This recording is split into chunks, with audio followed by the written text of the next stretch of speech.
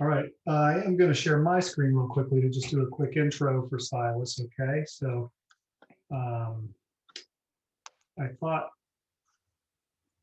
this would be better than looking at me. So the graphic design program welcomes today designer Silas Munro, currently serving as the McElroy Visiting Professor in the School of Art, where he teaches Black data, a history of systems of oppression and visibility within data visualization and design. His lecture tonight, which I will I'll just read, yeah, is Bearing Witness, a Designer's Struggle for Integrity. We'll discuss a lecture given by James Baldwin at Community Church in New York City entitled The Artist's Struggle for Integrity in the Fall of 1962. The speech was later broadcast via radio on WBAI. In the talk, Baldwin grapples with defining terms like artist or integrity. He concludes that an artist or designer must confront the dilemma that they are, quote, bearing witness helplessly to something which everybody knows and nobody wants to face. Munro will explore how his mutable practice as a designer, educator, writer, researcher, historian, poet, surfer, and activist has attempted to create a form of integrity in the face of racism, homophobia, classism, stigma, and other forms of exclusion. This attempt at integration is reflected in his lived experience as a queer biracial man and the experiences of his clients and students. Munro is particularly interested in the often unaddressed post-colonial relationship between design and marginalized communities. His practice sheds light, opens up space, and speculates on new futures for more inclusive design disciplines. And finally, Silas Munro is the founder of the design studio Polymode and is currently based in Los Angeles. Munro's design work and writings have been published in many forms at home and abroad. As an educator, he focuses on expanded design studies. He holds a Master of Fine Arts from California Institute of the Arts and a Bachelor of Fine Arts from Rhode Island School of Design. And at this, then I will stop my share and we will turn it over to Silas. Thank you. Awesome. That was amazing. Thank you so much. I'm going to start sharing again. And actually, let me just double check the sound again. Okay, it's on. Cool. Can you all see that? Thank you. Okay, sweet. Yeah, thank you so much, Tom. And thank you, Marty, from the introduction and welcome. I just want to say thank you to the McElroy family for supporting my visiting professorship. It's really been an honor working with your students in my course, Black Data. I feel like they're remarkable and I'm learning a lot as well, which I really like when I'm teaching. I think it's like the best result. I want to do a land acknowledgement. So I'm beaming into you from the unceded lands of the Chumash, Tongva, and Kitsch people, which we now call Inglewood, which is in Los Angeles. And I also just want to acknowledge the heaviness of our times. You know, a global pandemic, systemic racism, police brutality. You know, this is a really intense time.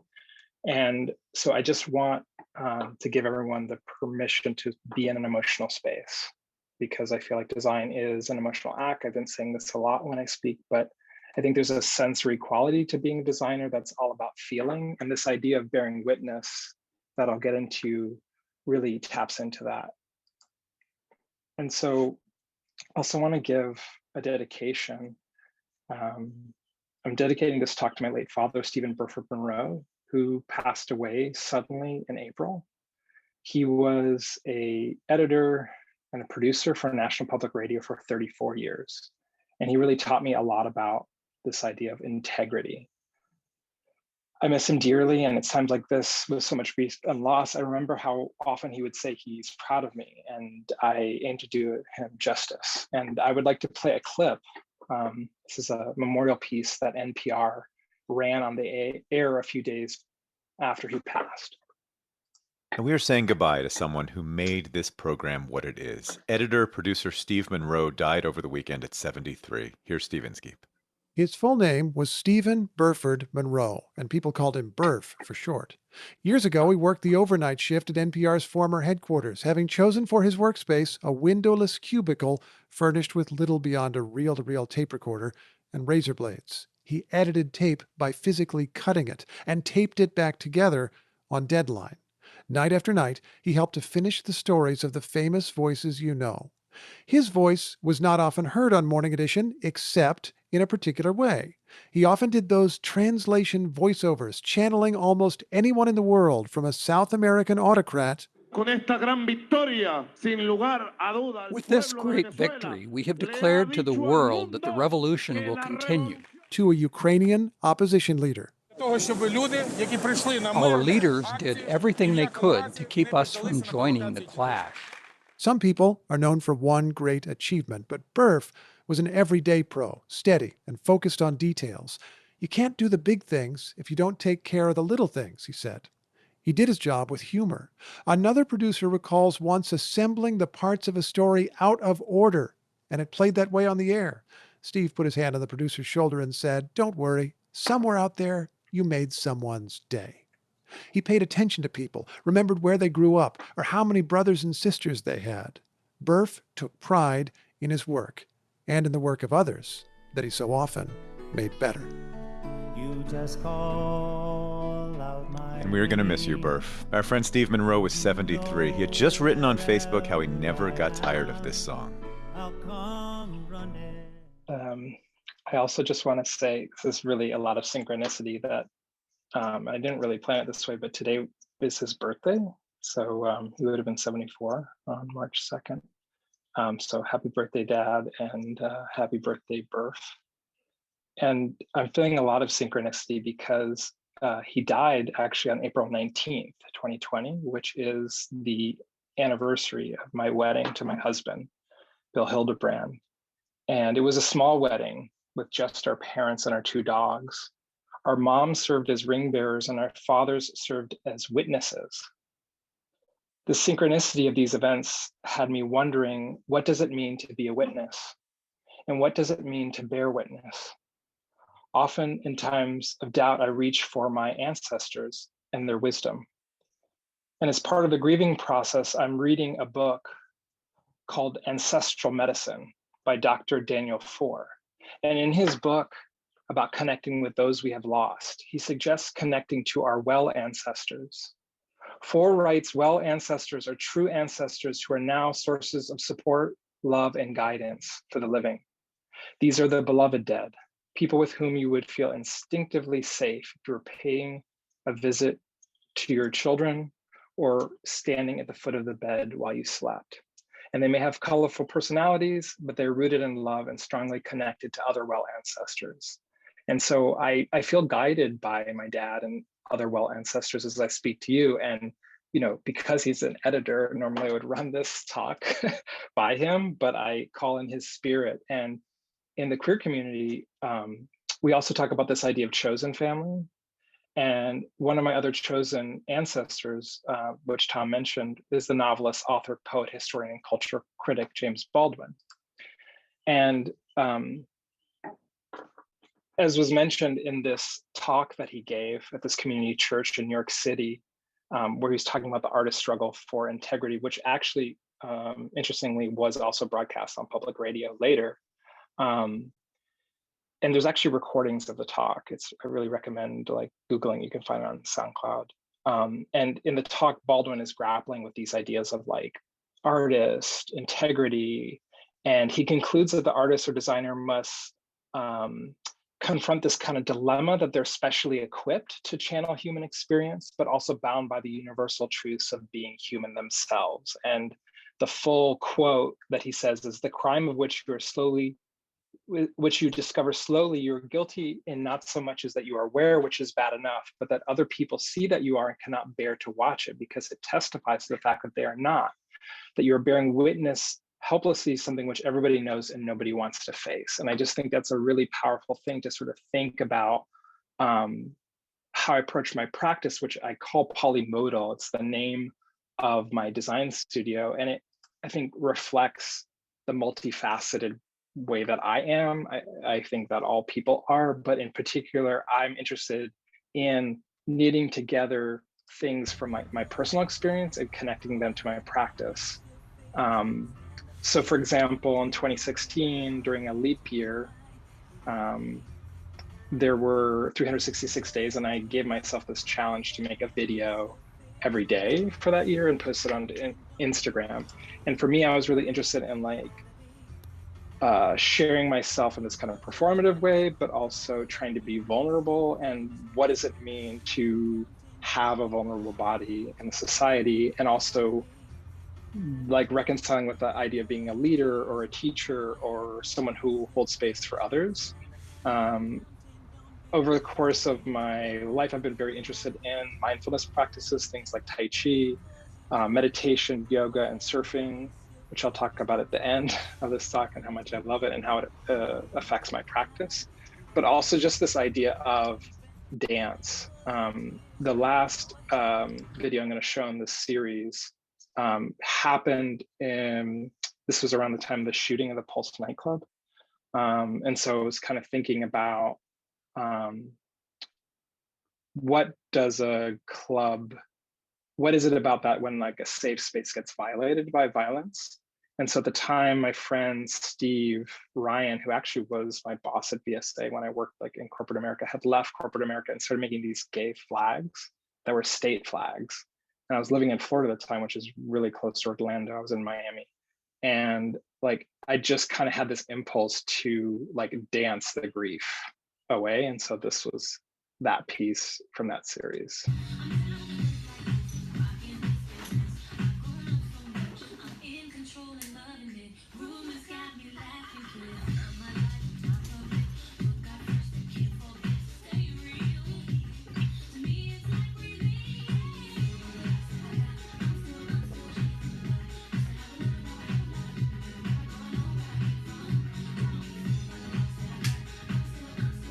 And so I feel like I'm in this experiment of trying to bring all of me to more places, because multiple aspects of me are like often not represented in places that I get to go at, like in conversations about an artist or conversations about design or in a classroom about design. And so I take a lot of enthusiasm in trying to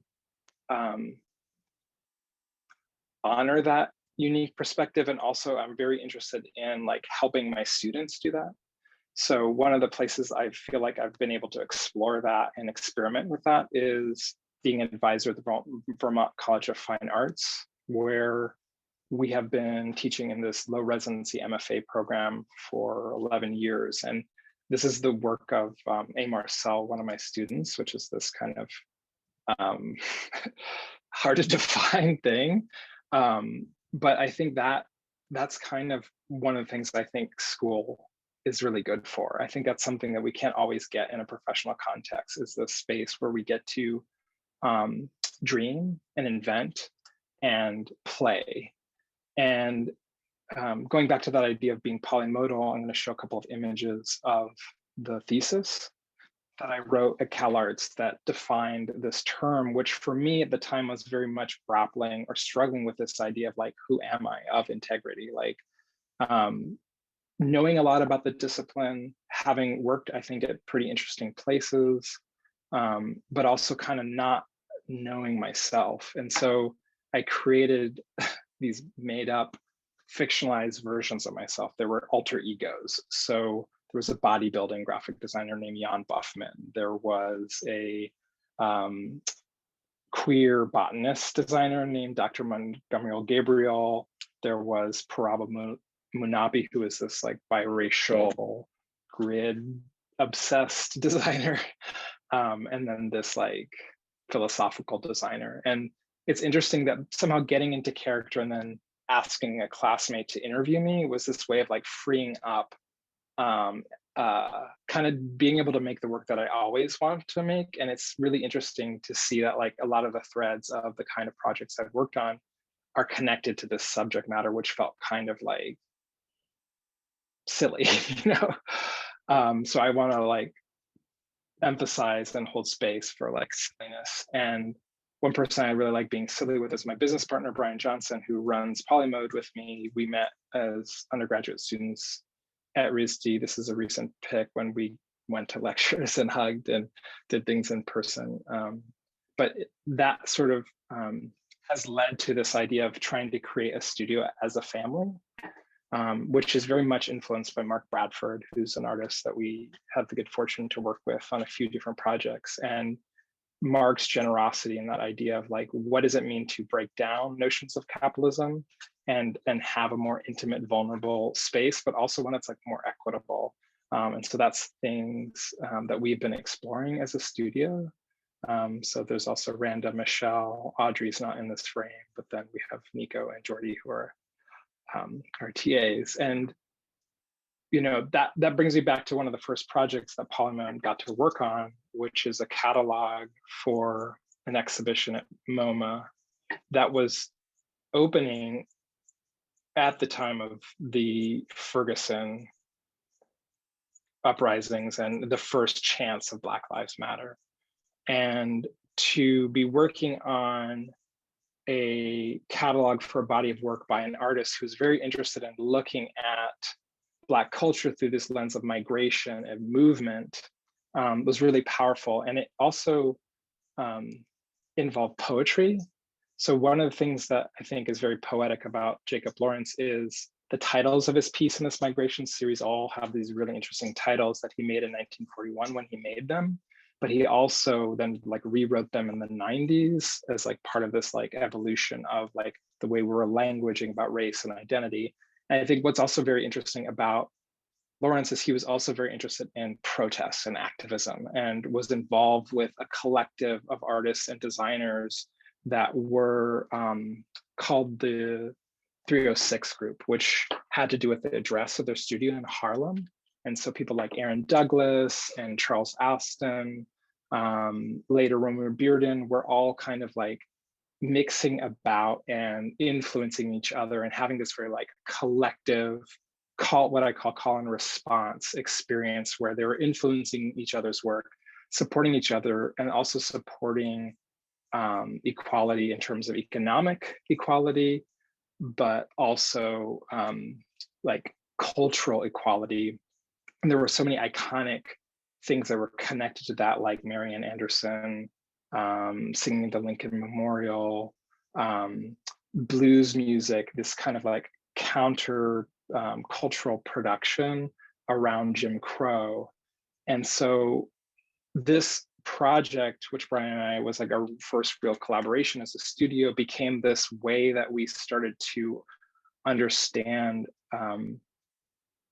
both things that are poetic, but connecting that to research. And because at the time we had lived together in Raleigh for a little while, but we were living apart from each other, and we would actually send each other playlists and like inspiration as a way to stay connected in the same space and time with each other, and actually ended up like setting us up for like a context like now, like COVID, where like everyone is kind of remote and kind of learning to collaborate in a new way. And this experience of like putting actual typographic poetry in the book, and like how do you make a chapbook and an art book are always things that we're interested in, these kind of like outliers or things that feel unique or potentially challenging or unusual. And I think Mark Bradford was another project for his exhibition Tomorrow's Another Day that really kind of did that. Like not only the work to us felt really gratifying and aligned, but also the collaboration and the kind of conversations we were having, where Mark, who grew up in Los Angeles and grew up cutting hair in his mother's salon, and has gone on to become a remarkable painter and artist, has in this body of work was considering this idea of the cycle of like progress and challenges around that. Tomorrow is Another Day is this line that's from Gone with the Wind. And in his body of work, which was cited in this American Pavilion in Venice, Italy, which is designed with this kind of Jeffersonian architecture, where that has this legacy of like slavery and oppression. And so some of the texts that he and the curators were really interested in were like people like W.B. Du Bois, like, and this was something that happened before I started researching and writing about him.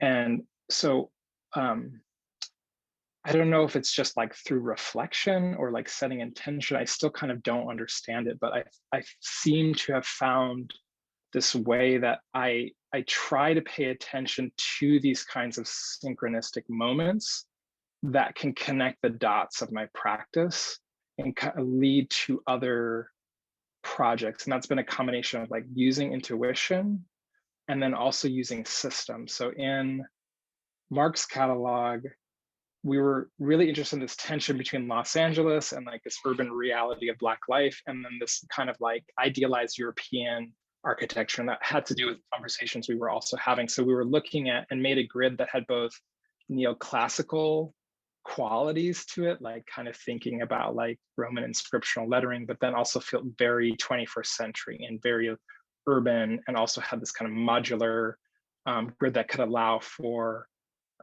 a lot of his research and conversations, especially around vulnerable bodies, Black women, queer men, and an inventory of his own research, which very much informed his making. And part of the polymodal process for us is also being interested in doing things in a lot of different forms. So like not only making a physical catalog, and like Brian and I joke about being monks and like being really interested in the book arts. Like when we were in school, it was like not cool to want to be a book designer. Like everyone was like, oh, let's do like the web is coming, interaction design is coming. And we were like, no, we want to make physical things.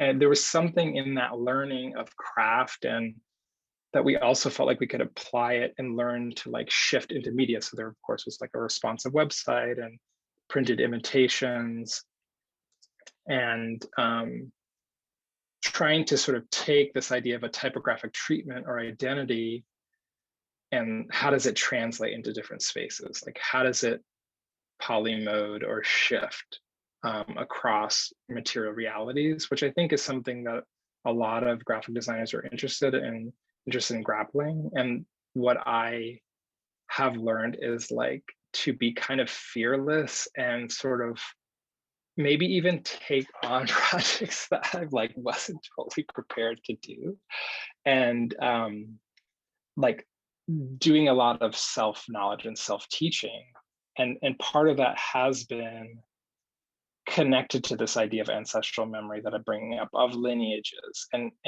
understanding things that I'm interested in, and then also making new discoveries. And so when we were looking at Du Bois's text and Bradford's project,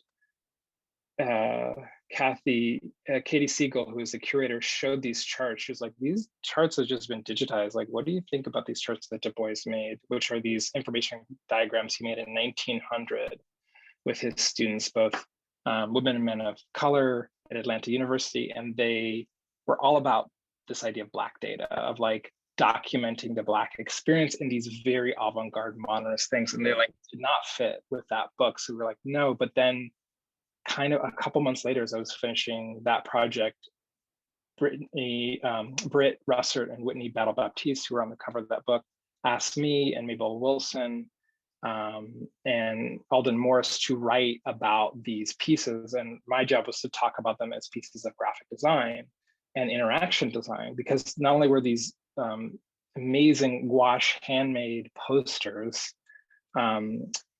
that were one-offs, which is part of why they disappeared, and white supremacy and erasure is part of why they disappeared, were also designed in this very compact, very dense interactive installation that had like haptic response. Like it's like, wow, like mind-blowing, like why didn't I know about this? Like how come, like what?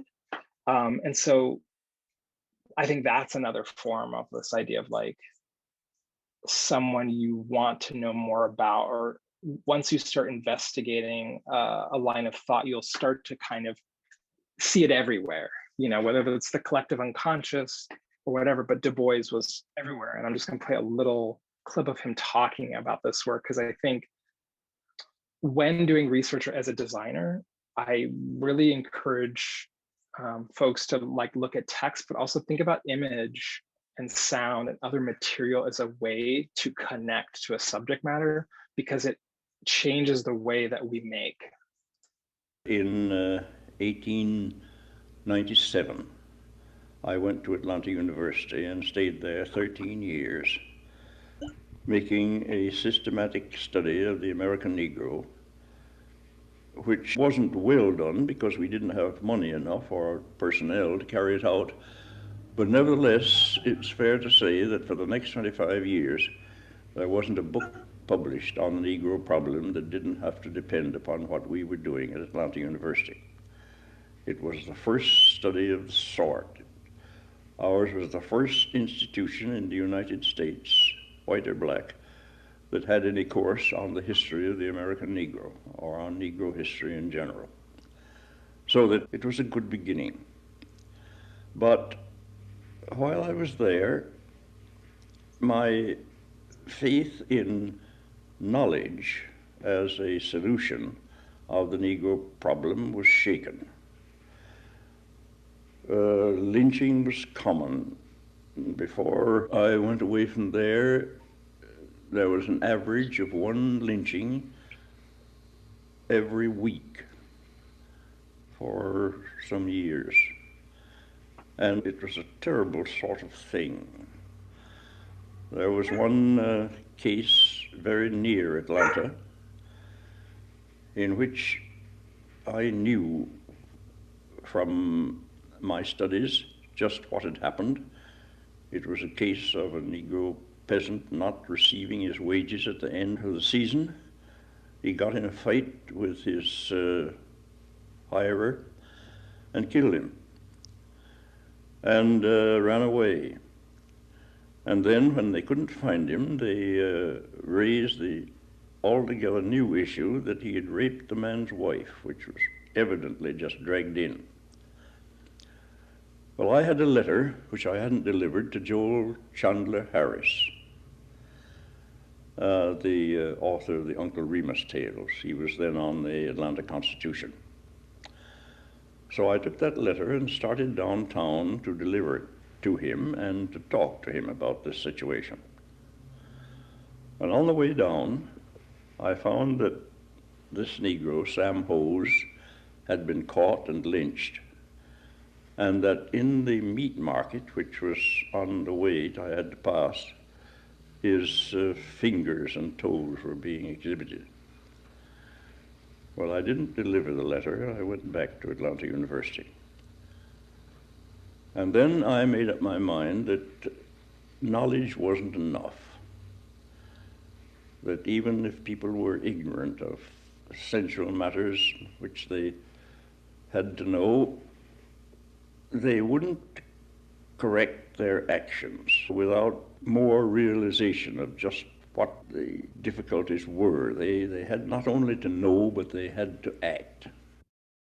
So I love this kind of call to action that Du Bois is talking about. And for me, as a design historian, writing about those plates also made me question the knowledge I was given and sort of how graphic design history in particular tends to preface this very linear sequence that, you know, was set up by Philip Meggs, you know, good for him for innovating and like creating a history for a discipline. But then really is mostly white male cis folks. And so it's like, do we need to do just the modernist celebrity clothesline? I love this kind of work and I'm drawn to it and it's affected me, but can we do something else?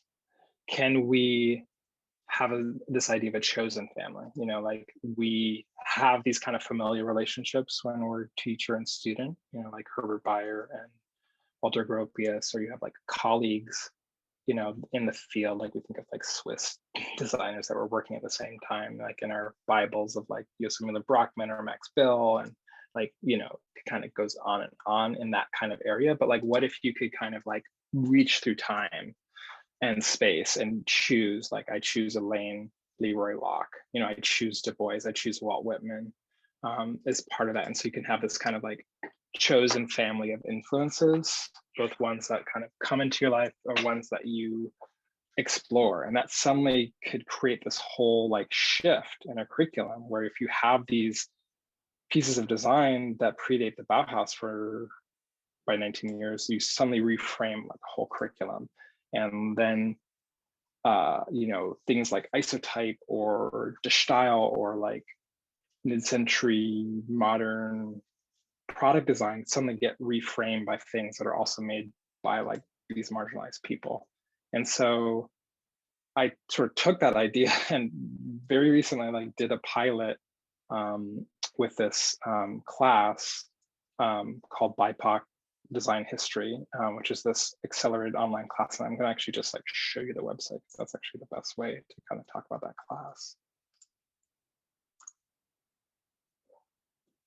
And so this was a test of sort of saying like, how do you like take a narrative that's different than the graphic design paradigm, but like we could still take the same arc of like design starting in the, as we know it, kind of 19th century, and like what are the impacts and the implications of that today. And so that has created this like dialogue, speaking of call and response, of like, and I knew that I didn't have enough information on my own. So I asked like other design educators and researchers and designers who have already been doing this work about trying to connect these dots. That's like a term that Saki Mafurunka, who is the first speaker who has done a lot of study of, oh, am I? Yeah, I'm still sharing my screen. Okay, good. Is talking about like how do you make a new history? And so that has been very exciting to do that, and then to also talk about like how does that then shift other stories that start emerging out of like even these talks. And I think it's through that plurality, that multiplicity, that we can get that sense of a new way of kind of like telling what the stories of the future of design can be by investigating the past in a new way. And this idea of influence of Du Bois, I feel like has been amazing because it affected both me as an educator, but it's affected me as a designer, including projects that are inspired typographically by him, like this catalog for the ICU, which was a show called The Great Force, which actually also is a Baldwin quote, where he says, on the contrary, the great force of history comes from the fact that we carry it with us, are unconsciously controlled by it in many ways. History is literally present in all that we do. And that is bookended in this book by this text by Frederick Douglass, who's actually the original person who coined the color line, and then Du Bois sort of propagated it. And then within the sort of like framework, the curator, Amber Sevilla, was very interested in the way that Du Bois and his charts and designs kind of create this new framework about like how we might question notions of race. And those charts are then remixed into this typographic language where we actually have a typeface, a contemporary digital typeface designed by Trace Seals of vocal type, after William, which we also used for the BIPOC history class, to kind of like have a new relationship to modernism, potentially. You know, one that could be considered Black, you know, this idea of Black data, or another idea that I've been thinking about is Black grids.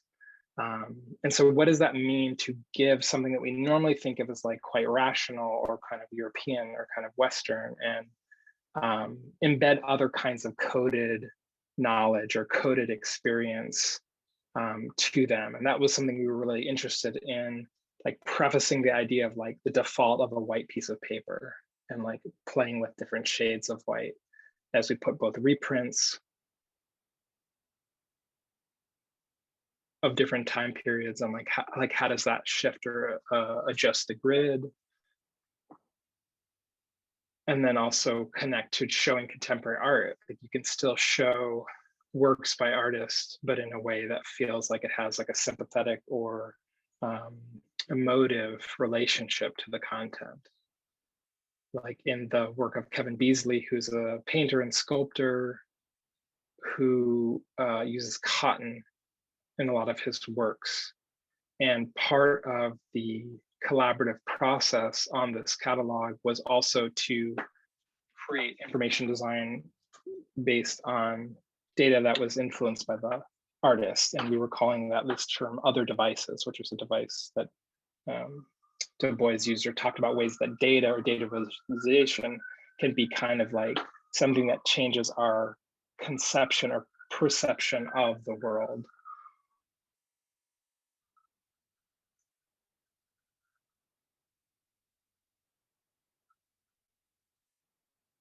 And again, like, how does that play out in space? Like, that's a fun, I really like solving these or experimenting with these different situations where a graphic language then also say appears on the screen.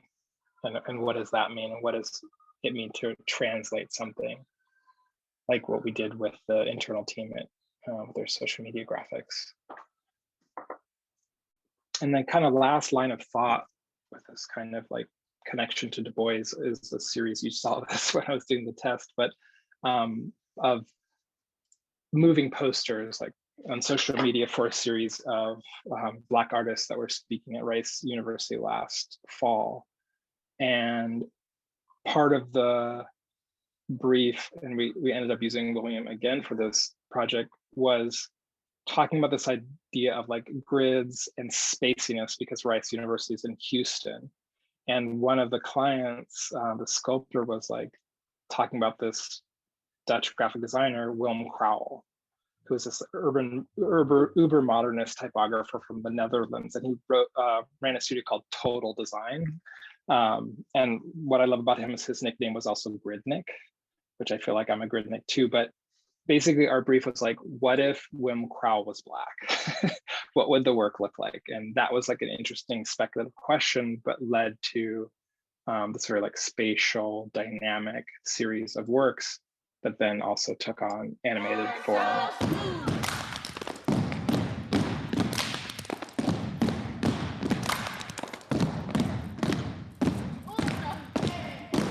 I was becoming increasingly invested in looking at the youth of America.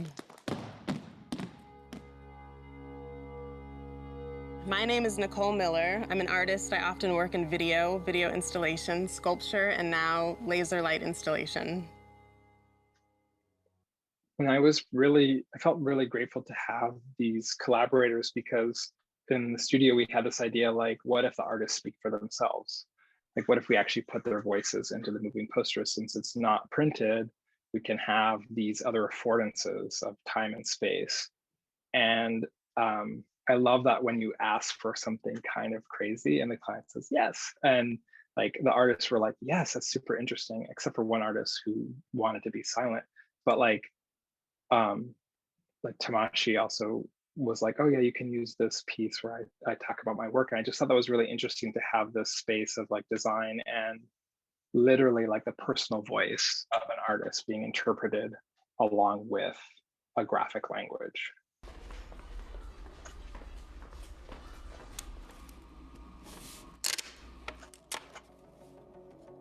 I'm interested in geometry, I'm interested in abstraction, and I'm interested in locating a place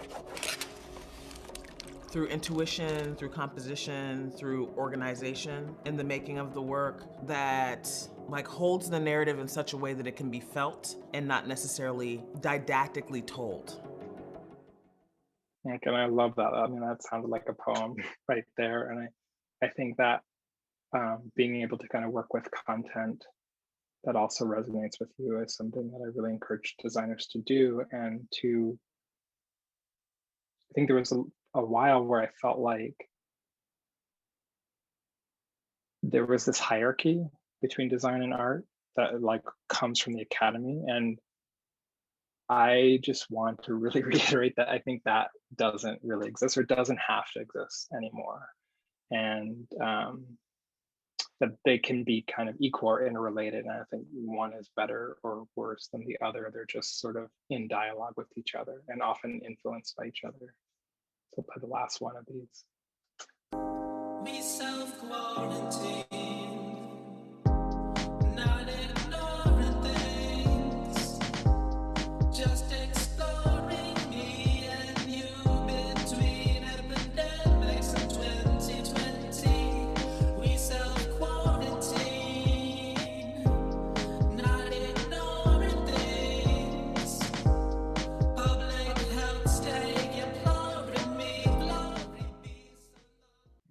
Love that Devin made it, like he made a soundtrack specifically for his poster, and then kind of like, what does it mean to be an artist, like in this quarantine situation and isolation? And I think it's still kind of strange to talk about kind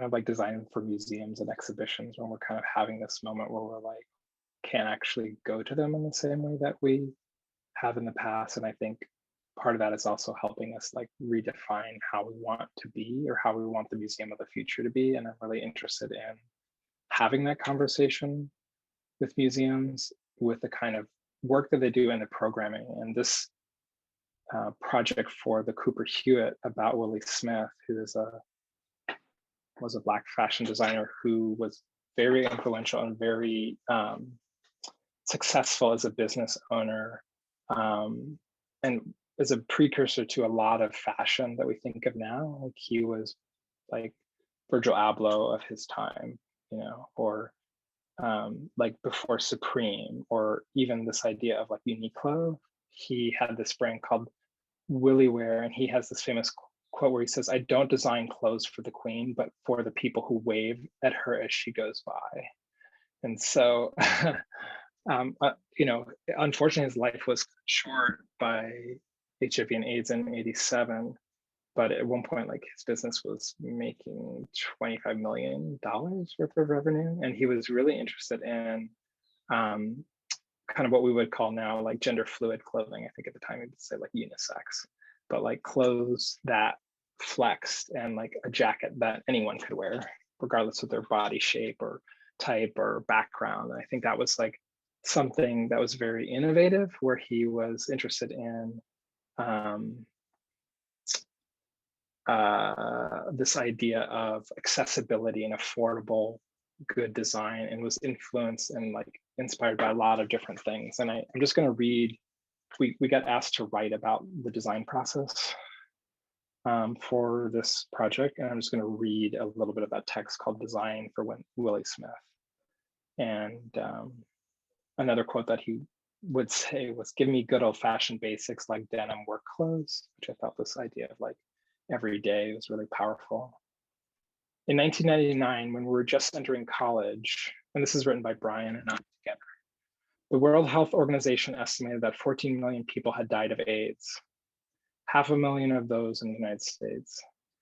They were friends and fathers, sons and daughters. They were teachers, leaders, creators, and guides. Our young minds were still grappling with what it meant to be sexual beings, let alone with what it meant to be gay. We had to process the profound anxiety surrounding unsafe sex, the terror that being gay equaled death by AIDS. At the time, we observed the public crash of the first wave: MTV, Benetton, Ryan White, the AIDS quilt, Magic Johnson, Keith Haring.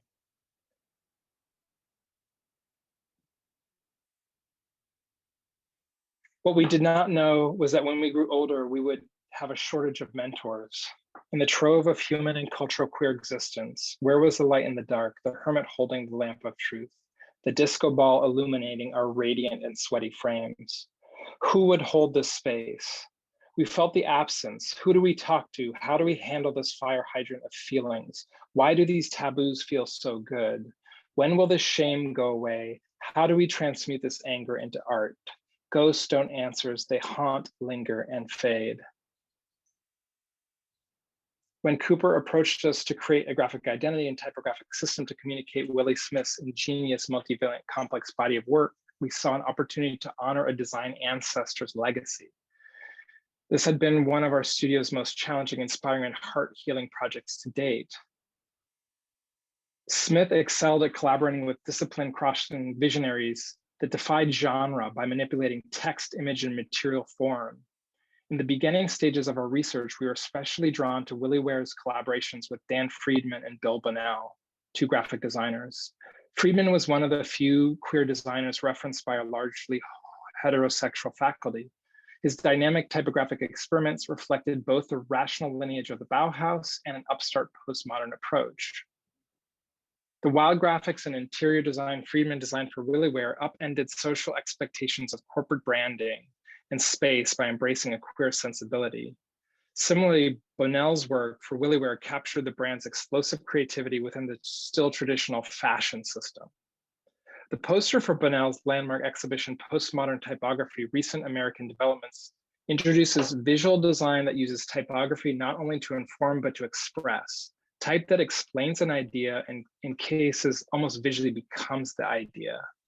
We channel this ethos into a design concept for Willie Smith's street couture that reflects Smith's playful fusion of practicality and individual expression for everyday living. And so that idea of like playing with modernism, postmodernism, and like how do you create a system that also organizes a lot of different content, because he worked in a very polymodal fashion, like with dance costumes and artist t-shirts. You know, that is a Barbara Kruger t-shirt on the left. Keith Haring was one of the people that he collaborated with. And so we got to kind of like play with these different facets of like it needing to have this kind of workhorse typography, which included this typeface Halyard by Joshua Darden Studios, who also happens to be Black and queer, but also dealing with material that had this kind of like influence from the peers, where he would get a lot of his materials and influence as a designer, but then operate in this very beaux arts, like 19th century architecture. Like, how do you make a kind of rational design, including also a remediation of the design to deal with COVID-19. So instead of having buttons that you touch, there's QR codes where you can use your phone to get access to certain sounds or media. I think one of the most successful parts of it was we also helped design a community archive that was accessible during the pandemic. So when the museum could not be visited in person, you had this way of looking at this community archive that wasn't just sourced by the one curator, but it was also connected to people who had memories of Willie Smith and also had collected garments or had stories about what they wore. And so, hi, Jordy, my dog is yes, I know, isn't that cool? I know. So that was like kind of really an amazing opportunity where we could like take this thing that we made and make it have this public, open, and free space. And I just think the Smithsonian, for those of you who are teachers, they have a lot of resources that I think are really amazing, where they're like opening up the museum. And I feel like that is like a really amazing result of a silver lining at this time where we're limited by so much, but now we can kind of like connect to so much.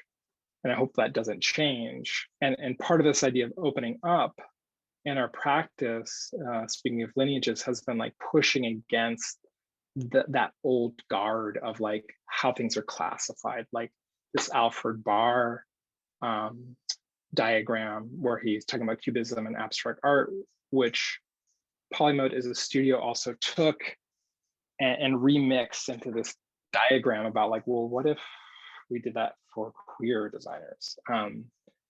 And just that question and having a collaboration with Alan Lupton, who has a new book about intersectionality and the careers of designers called Extra Bold. It's like a feminist approach, like allowed us to like have this whole new body of research, which like led to another talk that became part of BIPOC, which was like the Harlem Renaissance, you know?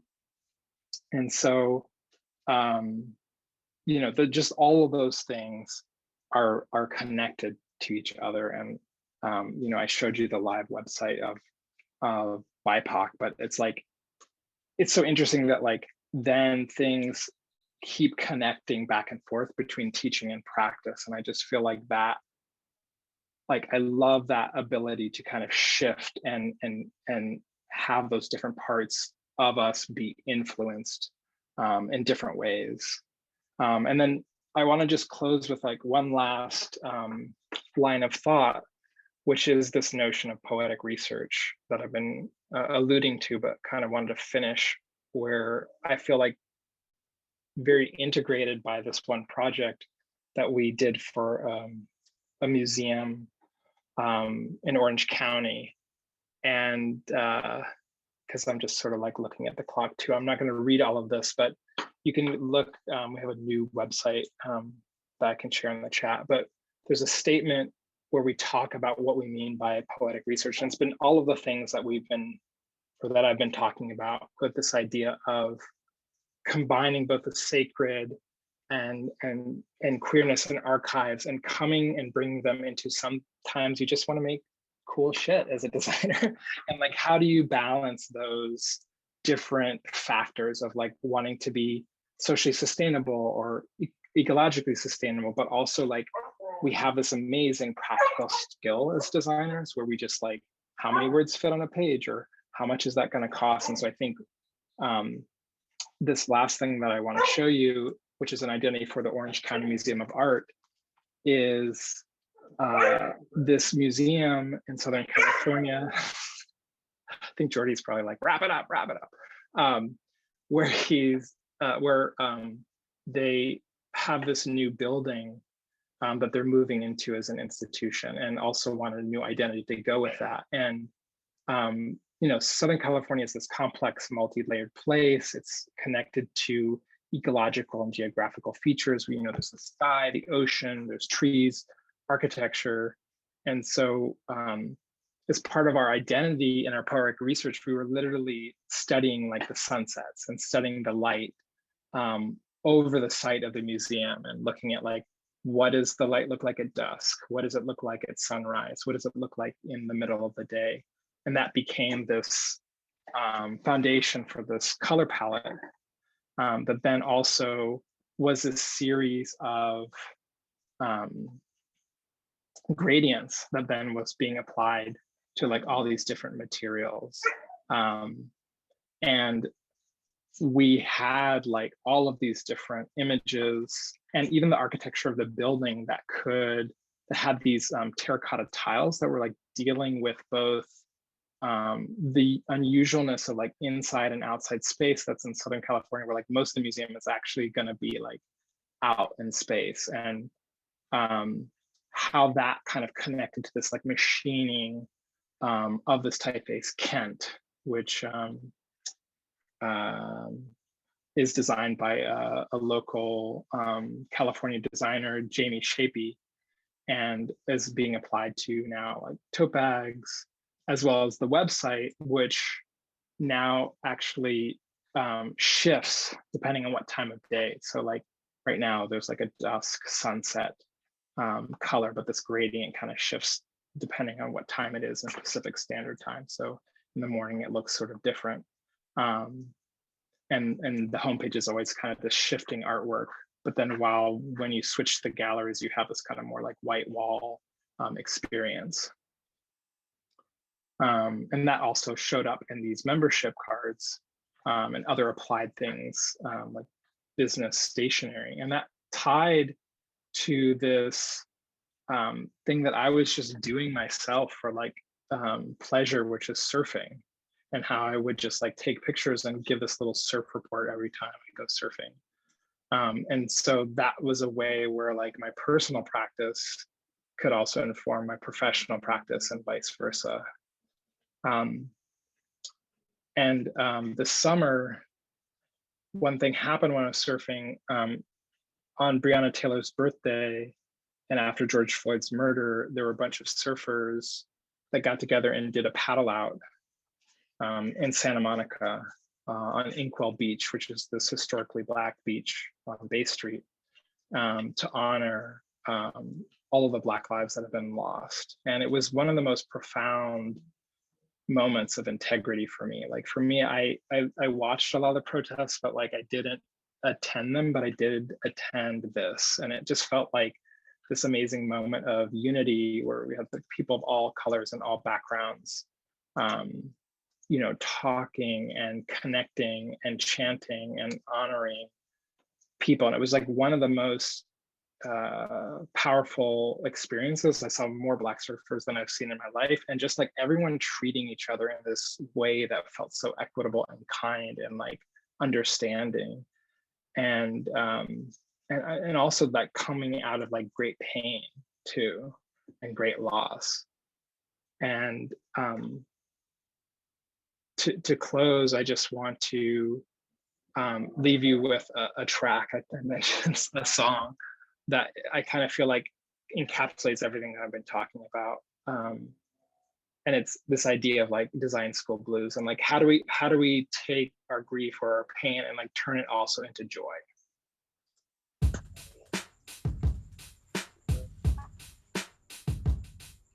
Design school blues. Tuition is a hike and teacher don't be liking that debt keep on mounting. Committee don't like me, they say my style old fashioned. No tenure put out to pasture. Rank and promotion, but only for the doting.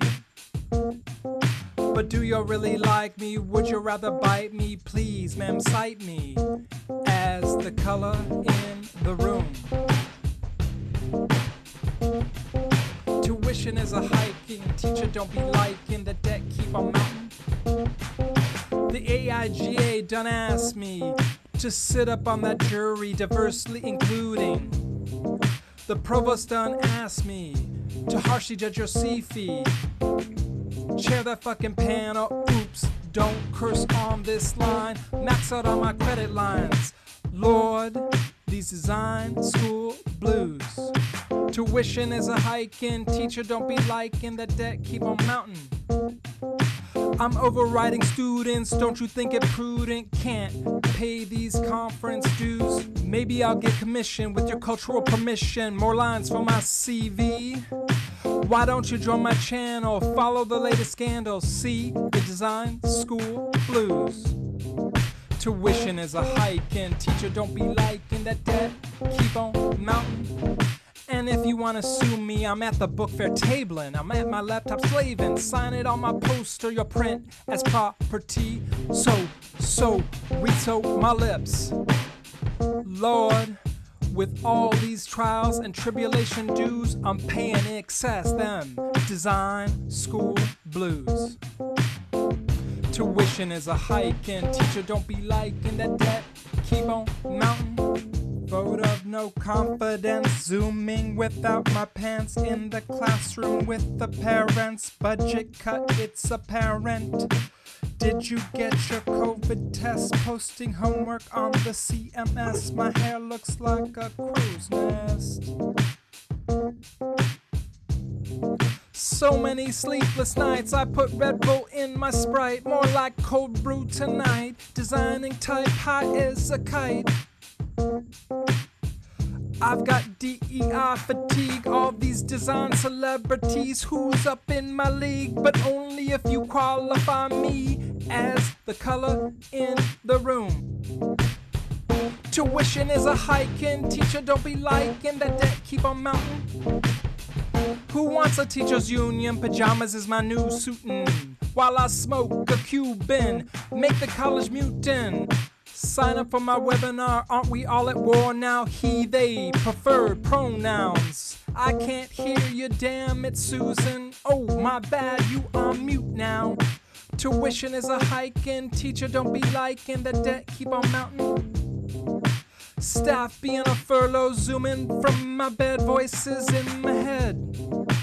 News cycles on repeat, I can't catch a beat, murders in my street. Black Lives Mattering, another day in the ring. Decolonize the curriculum.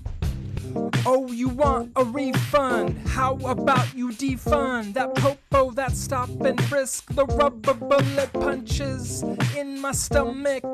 All these budget crunchings administration out to luncheons. Will I, Lord, with all these trials and tribulation dues, I'm paying excess them design school blues. Lord, those design school blues.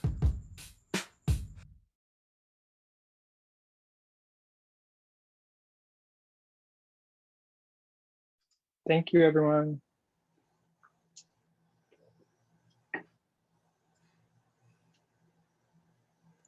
Amazing. Silas, do you have a few minutes for a couple of questions? Absolutely, totally. All right. I don't know the best way to do it. Maybe if someone wants to raise their hand or just type it in the chat.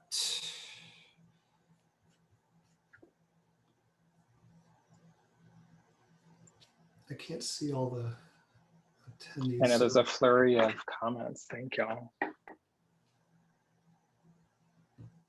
We could just watch the fun happening in the chat. Yeah, totally. Lots of emojis. You're welcome. Thank y'all for coming today. I have a question. Oh, sure. Yeah. Always. Why not? You were talking about how working on one of the catalogs and how like this moment of pause, you were kind of reimagining what the museum space could be and kind of the idea of returning to it. And I've been thinking a lot about that, about design education. And, you know, we're obviously in it while we're not physically in it, but Allie and I have been writing about this and kind of the opportunity to reimagine what it could be. And I'm just wondering if you've been thinking about that and what you've been thinking about. And yeah, totally. I agree. That's a great question, because I think I was actually talking to Charles Hirschhorn, who's the new president of Otis, and talking about this idea of like this huge opportunity when you come back into the space, and like, what do you do with that opportunity? I think there's like a number of things that are like logistical in terms of like, how do we use space and time, and like what makes most sense when we're physically together versus when we're apart from each other. I think that's like, we could have a whole like panel about that. Right? I'm sure people are having panels about that. But the thing that I think is really interesting is to sort of think about kind of this new notion of like, what does it mean to convene in a classroom, and like, what does a learning space look like, and what is it for? And I think that you only get to kind of come back once from a global pandemic like this, I hope. And so like, I think there could be a really interesting way that we use that as a tool to sort of think about like, what do we want to teach? How do we want to teach? What kind of dialogues and conversations? And I think it's also going to be really exciting when you can like start to have that kind of physical feedback. But I think there are some things that like I would like to keep from our Zoom reality, like this idea of like certain things being asynchronous, like this idea of having time to process certain things, like to be able to communicate through writing, commentary, or feedback or critique, which is always something I kind of tried to incorporate in the classroom, like a silent critique, in a Google Doc, that we would do that in person too. And that I think that serves design's dual extroverted, introverted aspects. And so I think that could be really compelling. And then I think probably things that, since I know a little bit about you and Allie, like ideas that we've been dealing with a lot about like, what is the role of the faculty in terms of a power dynamic, in terms of a content, in terms of a value judgment space, and how do we shift that in a way that's like more dialogue based, that's more about also what the students are interested in, which I think, yeah, exactly, Casey. Like how do we redesign that together? Yeah, I love having time to process too. Hopefully that was an answer, one of many to your question. Thank you. Does anyone have? You're welcome. Does anyone have other questions in the chat or like comments?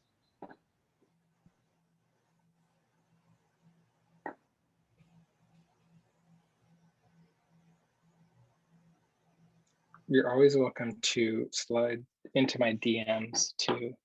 But I put my like @ on Twitter or Instagram, so we could like chat if you have like comments or like. I was going to say that. Yeah. Follow you on Instagram. Yeah. So like I'll put, and then I think I also meant to put the history class. So this is like an asynchronous. I kind of was squeezing a lot, but you can still take this class if you want asynchronously, and there's discounts for educators and students and BIPOC folk as well. And it is also eventually going to be a book. And we're also looking at different ways of like doing another iteration. So we focus on Black design, but there's been a lot of calls and talks about Latinx experience as well as other indigenous design experiences. So that's something that we're interested in doing. Okay, cool, there's a question. Alejandra, when creating materials and contexts that are evidently significant to culture and communities, how do you confront the pressure of voicing things in the most appropriate way? That's a great question. And still express what you want to get off your chest. I think that's an amazing question, Alejandra.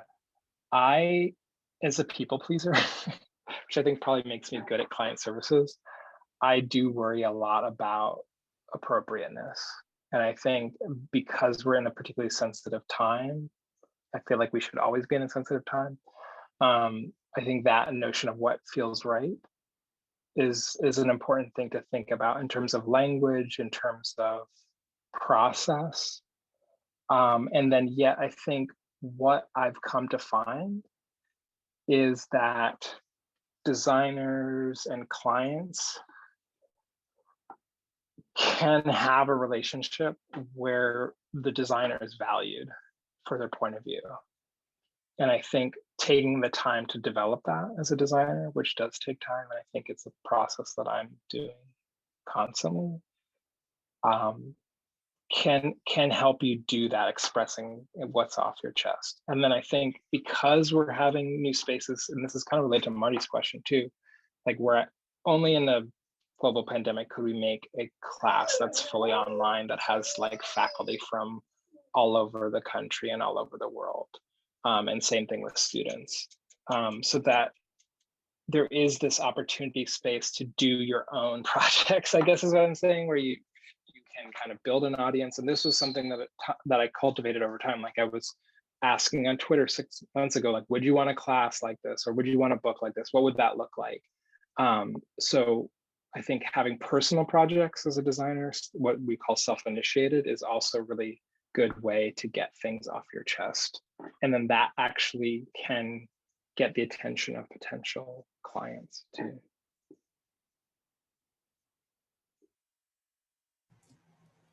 Silas, let's just take one more and then we'll end, and anyone can DM you and get a hold of you in other ways. There's one in the Q&A. Can you see that?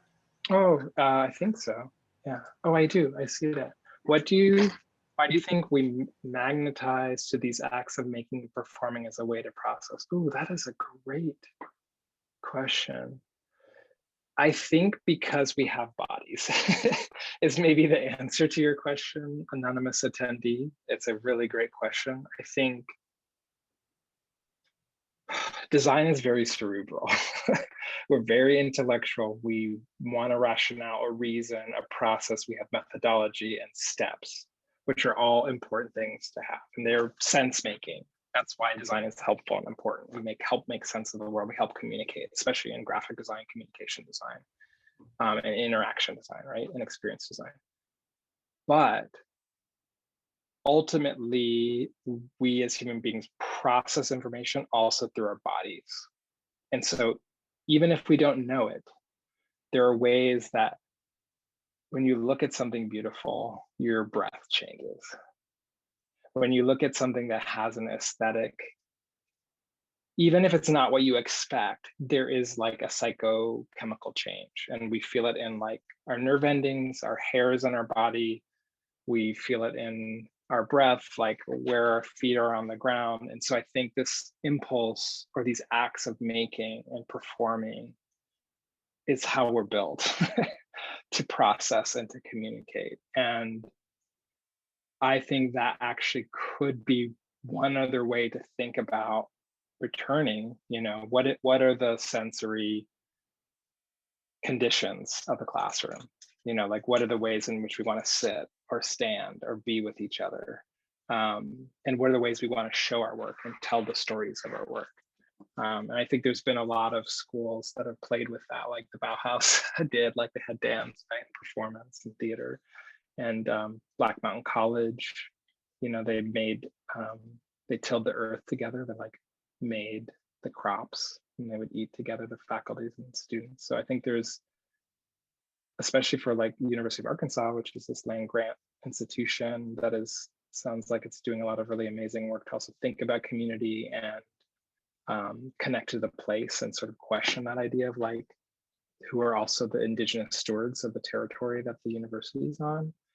What does it mean to make and perform as students and as faculty and to be in community with each other? And how do we, I love that metaphor, or the image of a magnet, what's the energy or the magnetism around that? What do we want to draw into the classroom or draw out of each other, as Sister Karita Kent would say, when we're back together in this physical place? And what do we want to repel? And like not have it come back, hopefully.